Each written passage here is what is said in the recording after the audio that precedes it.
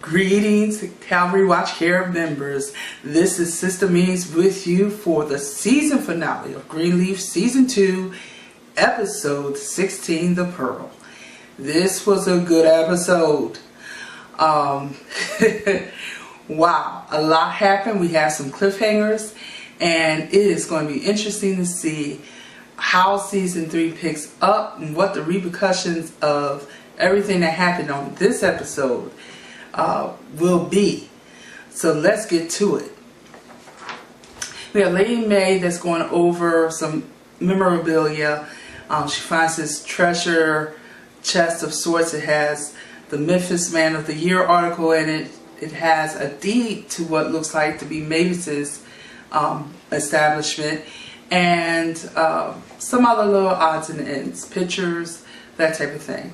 When Mavis reaches out to Lady May because she says, hey, I hear you're trying to get in contact with me, Lady May says, yes, I have a document that may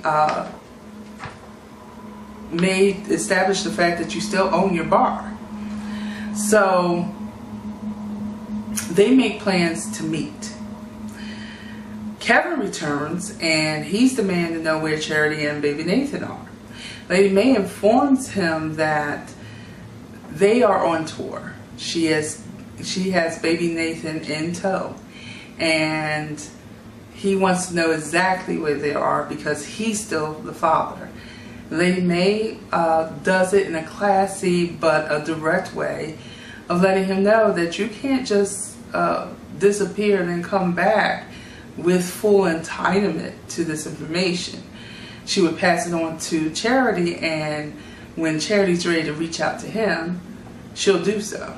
And she made sure that he made a speedy exit and called for one of the staffers to pull his car around.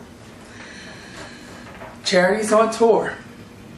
Charity, we learn about Charity at this point. Apparently Tamela Mann, something happened with Tamela Mann. She had to step out, but Leandra Johnson stepped in, and Charity's little solo is spotlighted. But the real deal is between Charity and Jabari. Well, finally,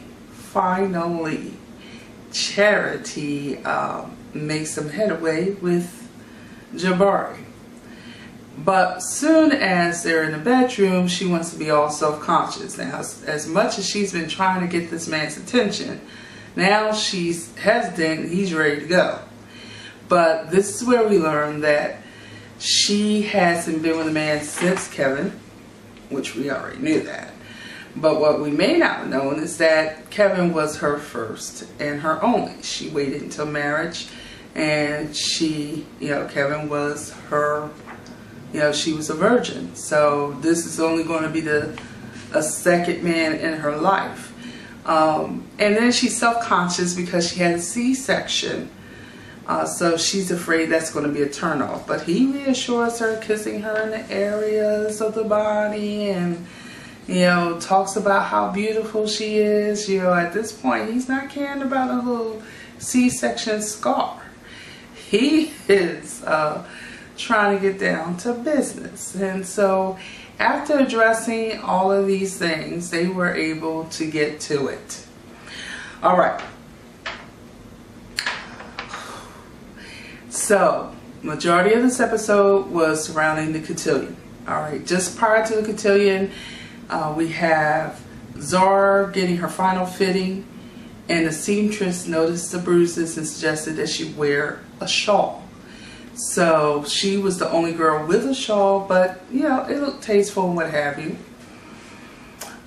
We have Bishop giving or presenting Sophia, and we have Jacob presenting Zora.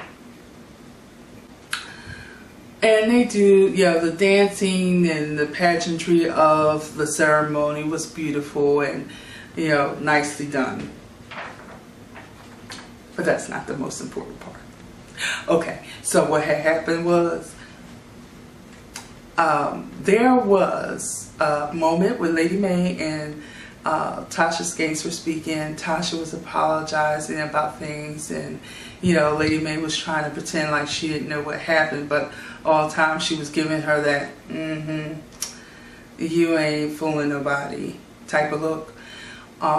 Then after Lady Mae walked away from her, we saw Rochelle Cross come up to Tasha, and they gave each other a, yeah, we're in cahoots type of look. And then later on we learned, and we learned this because Rochelle's trying to take it to the next level and get Bishop James to be a little more cozier with her, and he steps into Bishop role and treats her as a parishioner. And she's like, well, I thought I made it very clear that I wanted to be closer. And you know, he's very much fully backing away from her. So her frustration, she goes over to Tasha. And this is where we learn that Rochelle Cross is Basie's sister. Of course, that makes Tasha her sister-in-law, and they're all in cahoots to bring the Greenleafs down.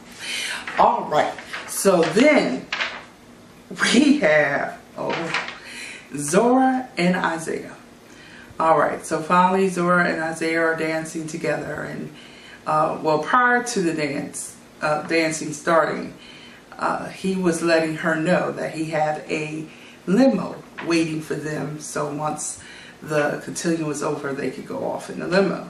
And she said, that's a no-go for me. And he's like, but I got a limo. And she's like, and I'm saying, you know, I'm grounded, so that's not going to happen.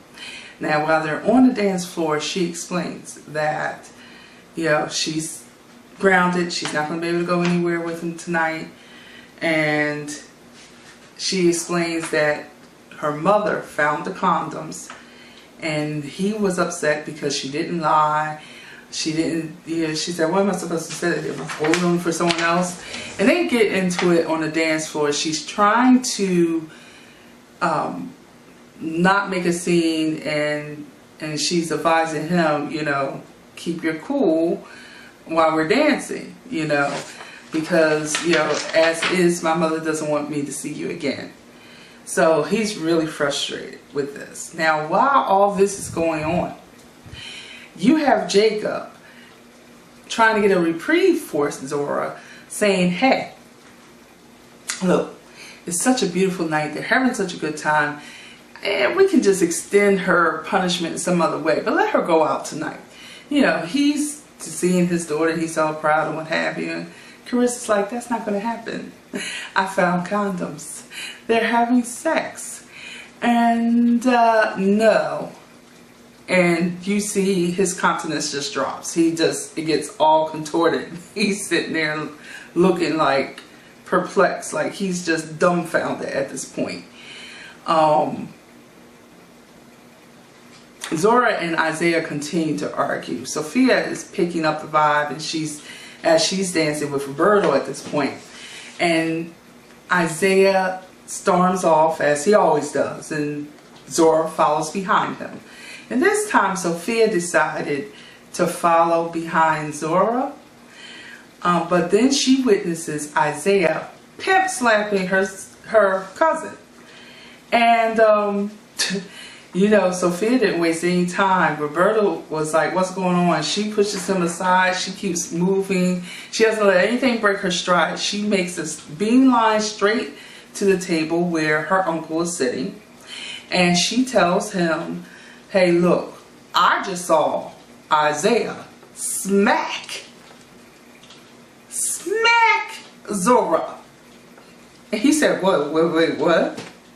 Now, of course, when she's telling her uncle, the other Greenleafs are sitting at the table. So they're overhearing the conversation. So it becomes a total family affair at this point. So he stands up and says, where are they? And she said, there they are. They were entering back into the ballroom. And so he questions Zora, says, what's going on? Did he hit you? And of course, she's denying everything. And, you know, Carissa is looking at her, and Jacob's looking at her, and Carissa finally sees those bruises on her arms. And she said, did he do this to you?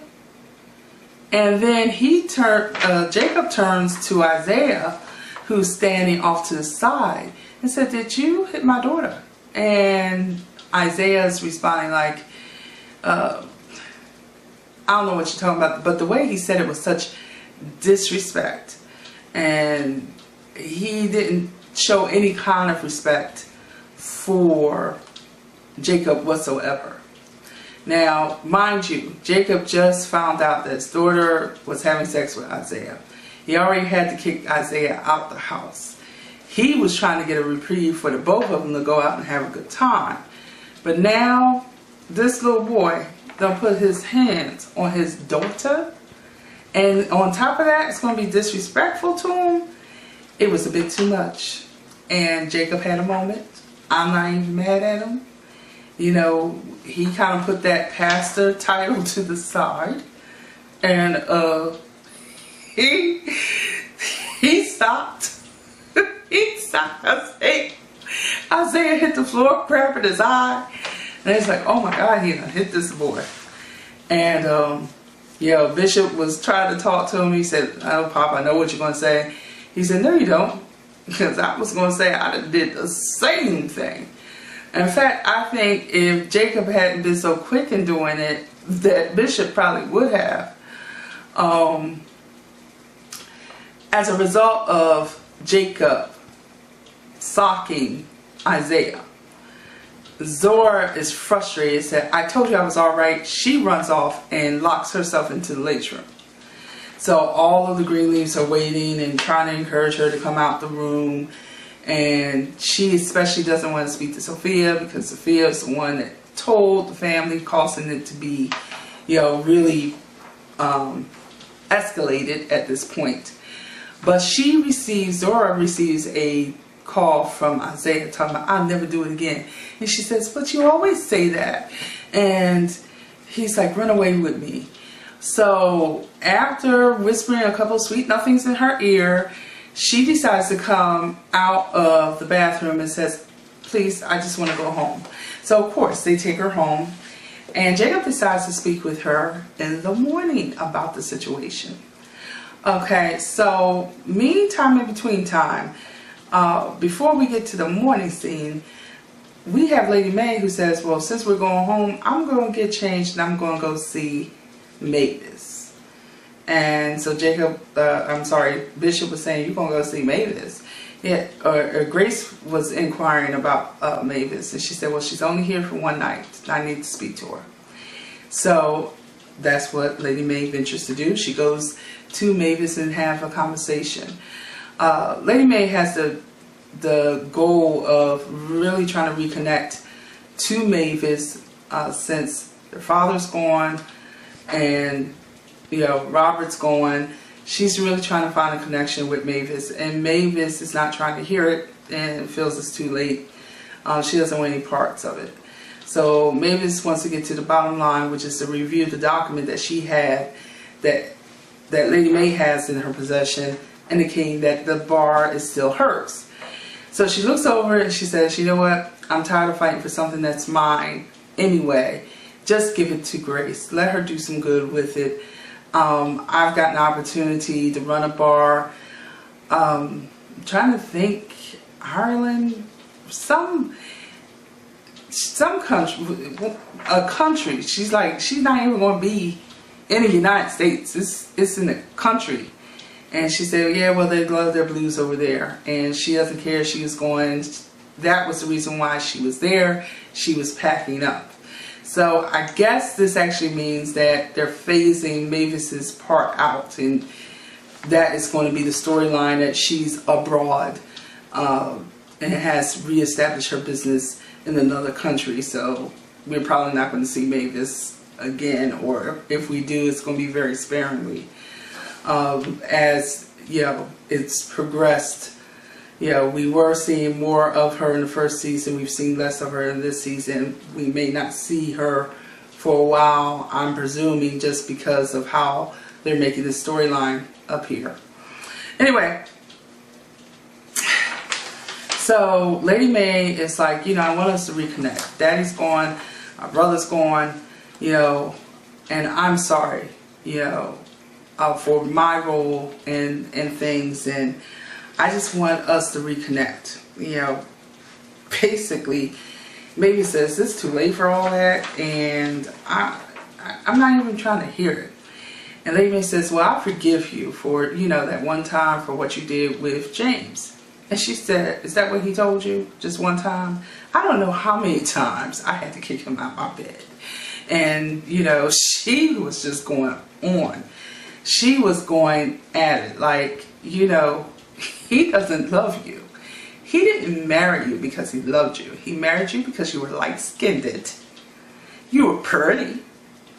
And, you know, you were good for the church. That's the real deal. He never loved you. And he still doesn't. This is, of course, something Lady Mae didn't want to hear. And really just was ripping her apart. So with every jab that Mavis punched, it just, you know, it was something that Lady Mae was trying to just say, no, this can't be true. But there was some part of her that acknowledged truth in it. She returns home, and she kicks Bishop out of the mansion. Kicks him out of the mansion.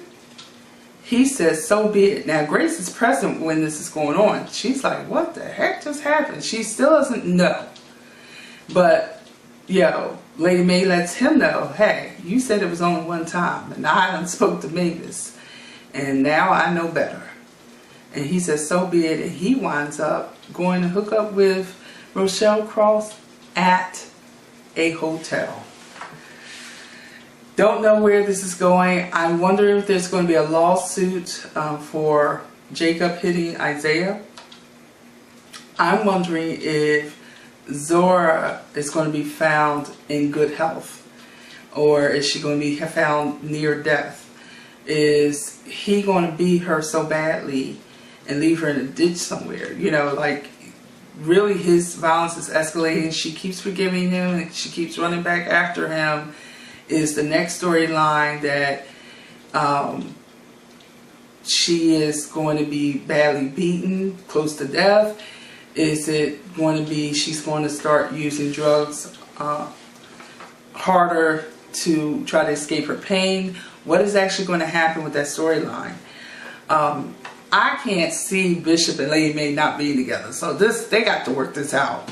But I'm hoping that Bishop doesn't do the exact worst with Rochelle. And I think with his vulnerable state and him wanting to feel better about things, that he probably is going to go down that path.